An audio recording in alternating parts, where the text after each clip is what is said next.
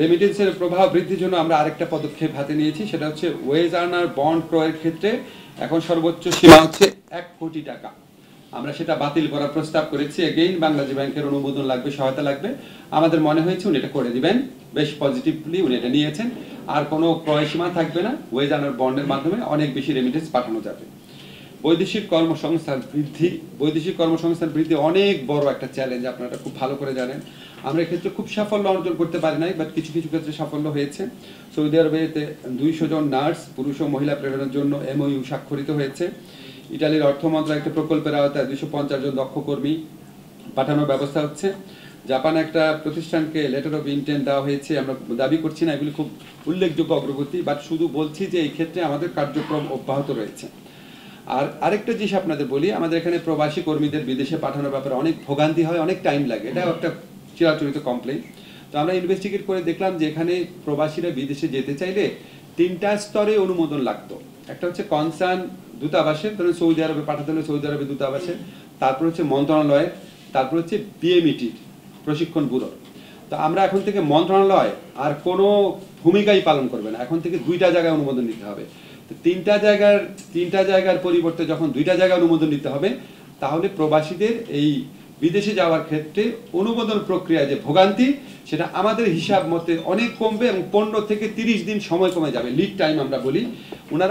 ওনাদের যে যাওয়ার প্রস্তুতির যে সময়টা, সেটা যদি 3 মাস লাগতো আগে, এখন আমরা আশা করি এটা 2 থেকে 2.5 মাস লাগবে বড়জোর। আমরা চেষ্টা করবো অন্তত 1 মাস কমানোর জন্য। বাট আপনাদেরকে কনফার্ম করছি, মন্ত্রণালয়ের অনুমোদনের প্রক্রিয়া আর থাকবে না, এটা আমরা প্রয়োজনীয় আইন সংস্কার করে ফেলেছি।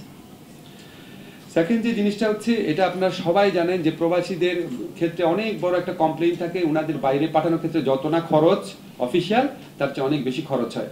এবং এই জন্য এজেন্ট, সাব এজেন্ট, এজেন্টের এজেন্ট, সাব এজেন্ট, অনেক স্তরে দালালদের দৌরাত্মের কথা আপনারা শুনেছেন। তো আমরা এটাকে মিনিমাইজ করার জন্য আমরা একটা প্রক্রিয়া ভেবেছি।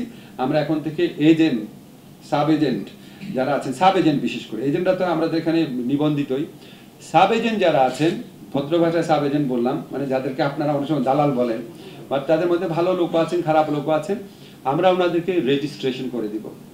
রেজিস্ট্রেশন করে দিলে ওনারা একটা জবাবদিহিতার প্রক্রিয়ার মধ্যে থাকবেন। এবং আমরা আশা করব, আজকে বাইরের নেতৃবৃন্দ আছেন, ওনাদেরকে বোঝানোর চেষ্টা করব।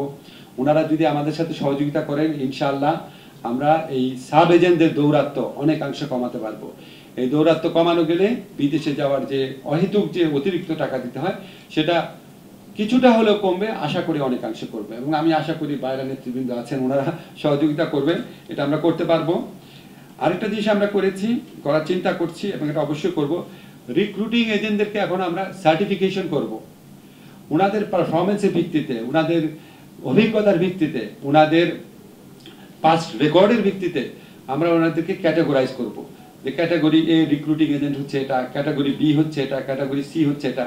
সো এটা করলে ওনাদের মধ্যে পারস্পরিক প্রতিযোগিতা বৃদ্ধি পাবে, গুড প্র্যাকটিস বৃদ্ধি পাবে, এবং যারা ভোক্তা পর্যায়ে আছেন, অর্থাৎ প্রবাসী কর্মী হিসেবে যারা যেতে চান, তারাও একটা নির্দেশনা পাবেন যে না, এই রিক্রুটিং এজেন্টের বিরুদ্ধে কমপ্লেইন কম, এদের পারফরমেন্স ভালো।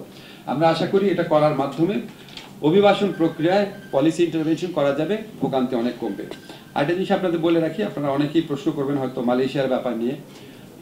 আমাদের প্রধান উপদেষ্টা নোবেল বিজয়ী ডক্টর মোহাম্মদ ইউনূস যখন শপথ গ্রহণ করেছেন, তার 3-4 দিনের মাথায় হঠাৎ স্যার উঠে গেলেন কথা বলতে বলতে। তো স্যার এসে বললেন যে ওনাকে মালয়েশিয়ার প্রধানমন্ত্রী ফোন করেছেন, প্রেসিডেন্ট ফোন করেছেন, আনোয়ার ইব্রাহিম, প্রধানমন্ত্রী আনোয়ার ইব্রাহিম ফোন করেছেন আর কি।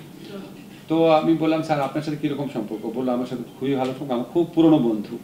আমি সাথে সাথে বললাম, স্যার তাহলে আমরা কি মালয়েশিয়া কর্মী পাঠানোর ব্যাপারে আপনার কোনো সাহায্য পাবো নাকি? বলে, যা লাগে আমাকে করতে বলো, আমি করবো এটা।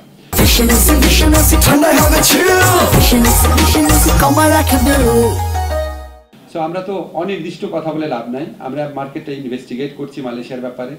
আমরা অবশ্যই স্যারের সহযোগিতা পাবো। আপনারা জানেন ওনার ব্যক্তিগত হস্তক্ষেপের মাধ্যমে আমাদের আরো UAE থেকে 57 জন আমাদের শ্রমিক ফেরত আসছেন যারা কারাবন্দী ছিলেন। এটা খুব বড় একটা ঘটনা, আপনারা সবাই বুঝেন ওখানে মানে কত কঠিন ক্রিমিনাল জাস্টিস সিস্টেম, সেখানে স্যারের ইন্টারভেনশন এটা হয়েছে, যেখানে UAE-র আমিরের সাথে ওনার কোনো ব্যক্তিগত ঘনিষ্ঠতা ছিল না। তো আমরা আশা করছি মালয়েশিয়ার অনেক জট খোলার ক্ষেত্রে আমরা ডক্টর ইউনূসের ইনফ্লুয়েন্স ইউজ করতে পারবো। এছাড়া আমি যখন এই মন্ত্রণালয়ের দায়িত্ব নিলাম, উনি আমাকে বলেছেন অন্য যে কোনো দেশে যাদের সাথে কথা বলে উনি কাজ হয় বলে মনে হয় ওনার, সেখানে উনি ফোন করবেন, করে দিবেন। তো আমরা আশা করি ওনাকে সরাসরি এখন প্রস্তাব দেয়নি, বিকজ আমাদের ফিল্ড লেভেল স্টাডিটা মোটামুটি করেছি আমরা। ওটার মাধ্যমে আগামী মাস 2-এর মধ্যে শ্রমবাজার সম্প্রসারণে বড় নিউজ আপনাদেরকে দিতে পারবো।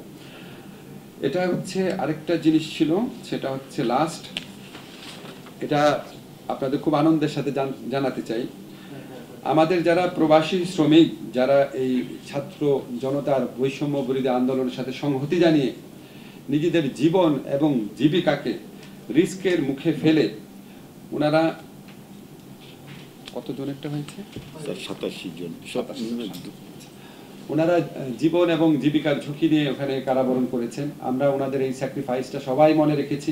আমি দেখেছি ওনারা যখন দেশে ফিরে আসার সিদ্ধান্ত হয়েছে, আপনারা সবাই, পত্রিকা যারা আছেন, সাধারণ মানুষ সবাই কি পরিমাণ উচ্ছ্বসিত হয়েছেন।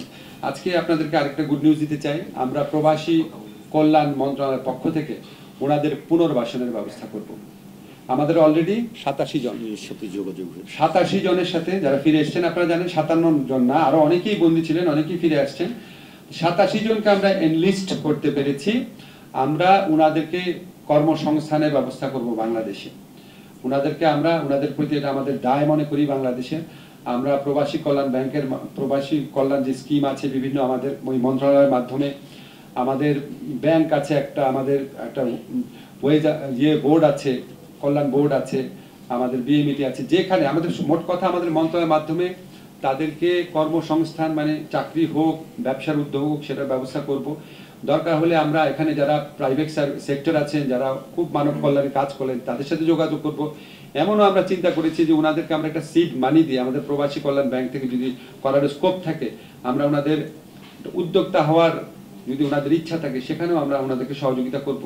যদি প্রয়োজন হয় আমরা এখানে যে আপনারা জানেন গ্রামীণের আওতায় গ্রামীণ ব্যাংকের যে ফরম্যাট রয়েছে, তাদের বিভিন্ন উদ্যোক্তা কর্মসূচি রয়েছে, দরকার হলে তাদের সাথে পার্টনারশিপে কাজ করব। মূল কথা হচ্ছে আমরা ওনাদেরকে বিকল্প কর্মসংস্থানের ব্যবস্থা করব। ওএসএল এর মাধ্যমে সম্ভব হলে বিদেশে পাঠানোর চেষ্টা করব, অন্য কোনো দেশে। একটা দেশে তারা যেতে পারে না, হয়তো অন্য দেশে পারবে। সম্ভব না হলে আমরা আমাদের প্রবাসী কল্যাণ মন্ত্রণালয়ের উদ্যোগে নেতৃত্ব দিয়ে অবশ্যই তাদের কর্মসংস্থানে আমরা সর্বাত্মক প্রচেষ্টা গ্রহণ করব।